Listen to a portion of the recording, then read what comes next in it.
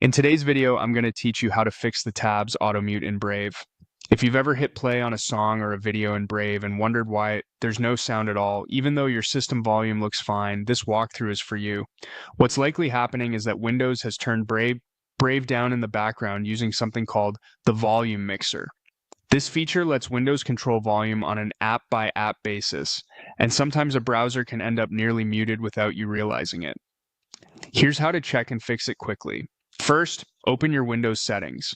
The easiest way is to press the Windows key and the letter I on your keyboard, or you can click the Start button and choose Settings. Once Settings is open, select Sound. This is where Windows manages your audio devices and levels.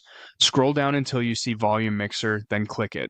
The Volume Mixer shows the main system volume along with individual sliders for active apps, so you can raise or lower each one independently.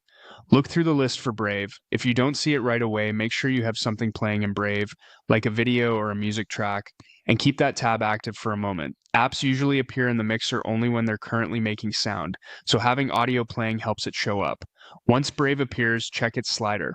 If it's all the way down or if the little speaker icon next to it shows as muted, bring the slider up and unmute it. Aim for a comfortable level. Around the middle is a good place to start, then leave the mixer open for a second to be sure the change sticks. The volume mixer remembers settings per app, so if Brave was turned down previously, this adjustment tells Windows to keep it at the new level.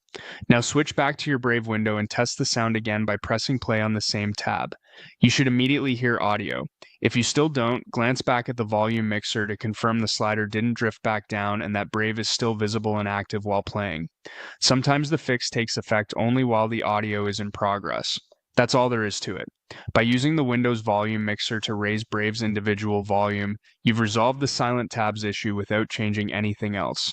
Remember this quick check the next time a single app is quiet while everything else sounds normal. Thanks for watching, and I hope this helped you get your audio back on track.